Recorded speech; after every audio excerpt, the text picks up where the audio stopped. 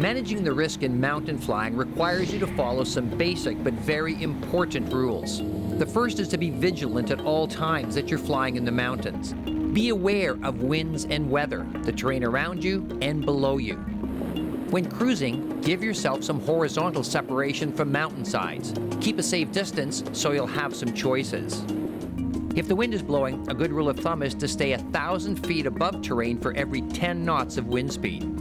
If you find there's a great deal of lift as you approach a ridge, be ready for the fact that there'll likely be sinking air and turbulence once you cross it.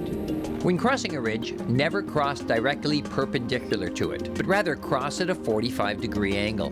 This way, if you encounter a strong downdraft before the ridge, it will be faster to turn back because you only need to make a 90-degree turn to get away from the downdraft as quickly as possible.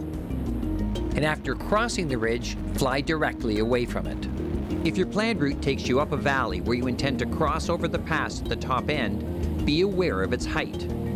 To ascertain whether your actual flight path will allow you to clear the ridge, look at the background beyond it. If you're seeing increasingly more of the background as you're nearing the ridge, then you'll clear it, providing your flight path is steady. Conversely, when the terrain beyond the ridge is sinking out of view, you'll not clear the ridge and should turn around immediately.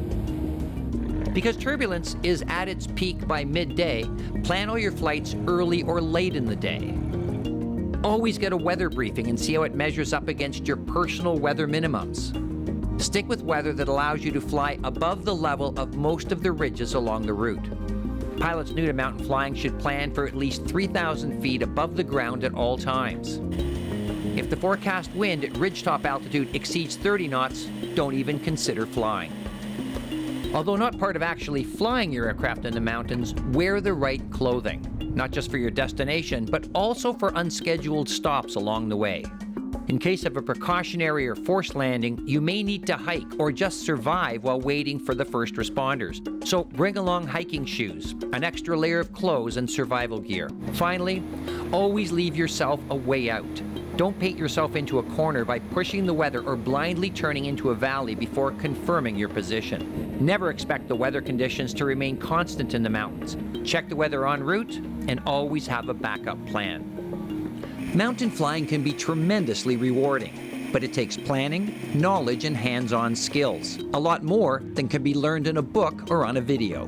If you're going to fly in the mountains, seek out a qualified instructor and get the training necessary for you to truly enjoy mountain flying safely.